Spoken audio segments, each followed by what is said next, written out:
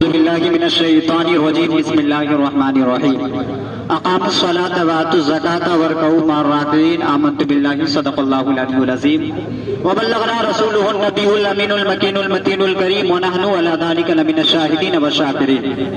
قال النبي صلى الله تعالى عليه وسلم الحديث أصحابي كالنجوم فبأيهم اقتديتم اهتديتم آمنت بالله صدق الله العلي العظيم. محترم بزرگ اور عزیز دوستو حاضرین جمعہ السلام علیکم ورحمۃ اللہ وبرکاتہ.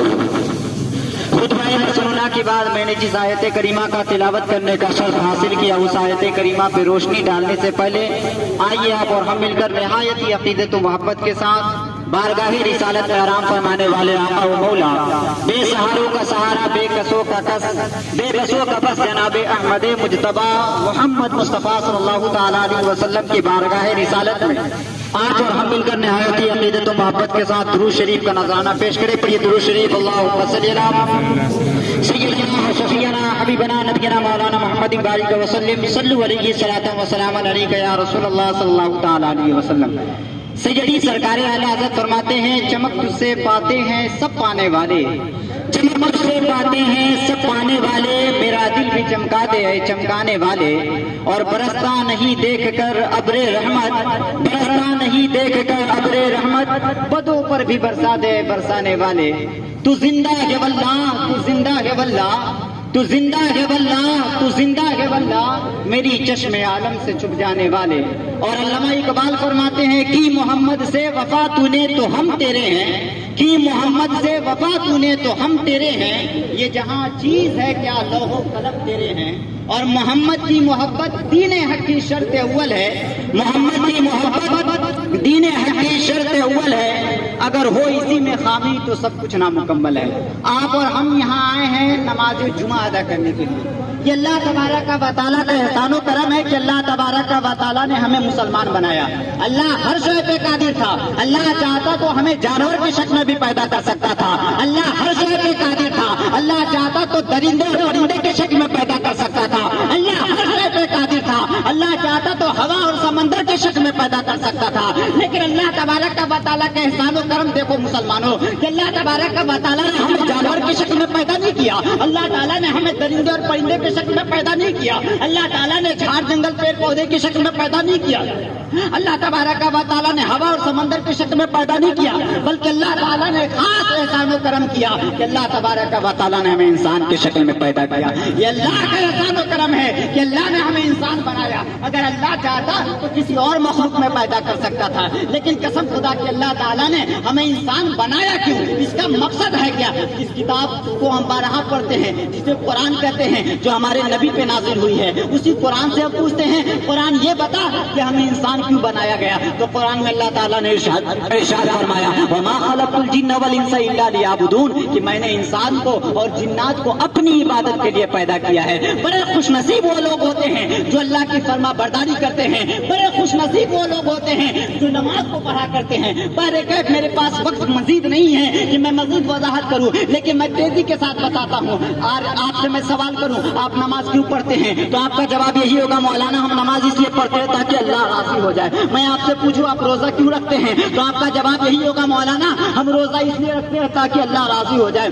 میں آپ سے پوچھوں آپ حج کیوں کرتے ہیں تو آپ کا جواب یہی ہوگا مولانا میں حج اس لیے کرتا ہوں تاکہ اللہ راضی ہو جائے. لیکن کبھی خدا سے آپ نے پوچھا کیا خدا میرے نمازوں سے تو راضی ہو جاتا ہے، کیا میری روزہ سے تو راضی ہوتا ہے؟ اللہ تعالیٰ نے قرآن پاک میں اعلیٰ اعلان یہ فرما دیا ہے قل ان کنتم تحبون اللہ فاتبعونی یحببکم اللہ. اللہ نے فرمایا اے میرے بندے یا اے میری بندی، اگر تم چاہتی ہو یا تم چاہتے ہو کہ میں تم سے راضی ہو جاؤں تو اللہ تعالیٰ نے کیا پیغام دیا؟ اللہ تعالیٰ نے کہا قل ان کنتم تحبون اللہ فاتبعونی یحببکم اللہ. اللہ تعالیٰ نے کہا مجھے راضی کرنے کے لیے پہلے میرے محبوب مصطفیٰ کو راضی کیا جائے. تب علامہ اقبال نے قلم اٹھایا اور کہا کہ محمد سے وفا تو نے تو ہم تیرے ہیں، یہ جہاں چیز ہے کیا لوح و قلم تیرے.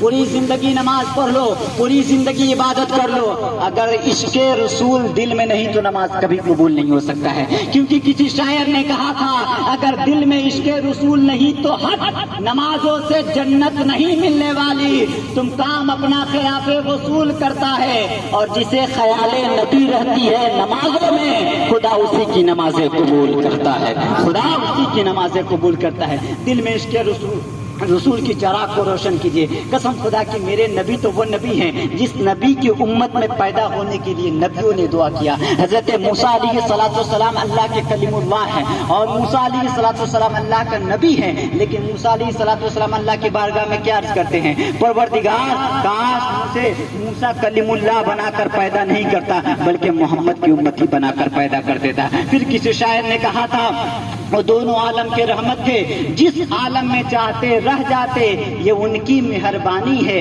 उन्हें ये आलम पसंद आया। बड़े खुशनसीब हैं हम लोग कि अल्लाह ताला ने हमें इंसान बनाया और इंसान में मुसलमान बनाया, और मुझे जो नबी दिया, आपको जो नबी दिया है, वो नबी नहीं बल्कि तमाम नबियों का इमाम दिया है। हजरत आदम अलैहिस्सलाम नबी हैं, लेकिन मर्तबा में मुस्तफ़ा से अफजल नहीं हो सकते हैं। हजरत नूह अलैहिस्सलाम नबी हैं, लेकिन मर्तबा में मुस्तफ़ा से अफजल नहीं हो सकते हैं। जितने पैगंबर हैं, जितने रसूल हैं, लेकिन तमाम रसूलों से आला अगर किसी का मकाम है तो मेरे मुस्तफ़ा का मकाम है। तब न सैयदी सरकार आला हज़रत ने फरमाया था, सबसे आला वाला हमारा नबी, सबसे बाला वाला हमारा नबी, सारे अच्छों में अच्छा समझिए जिसे, है उस अच्छों से अच्छा हमारा नबी, सारे ऊंचों में ऊंचा समझिए जिसे, है उस ऊंचों से ऊंचा हमारा नबी। अल्लाह तबारक व तआला की बारगाह में मैं दुआ करता हूँ, परवरदिगार मुझसे बोलने में या सामईन के सुनने में किसी किस्म की गलतियां खामियां हो गई हो, अल्लाह उसे माफ फरमाए। मैं सिद्ध दिल से तौबा करता हूँ, आप भी हमारे साथ पढ़िए, अस्तगफिरुल्लाह रब्बी मिन कुल्ली ज़ंबि व अतूबु इलैहि व नक़ूलु ला इलाहा इल्लल्लाह मुहम्मदुर रसूलुल्लाह सल्लल्लाहु तआला अलैहि वसल्लम व आखिरु दावाना अनिल हम्दुलिल्लाहि रब्बिल आलमीन। अस्सलामु अलैकुम।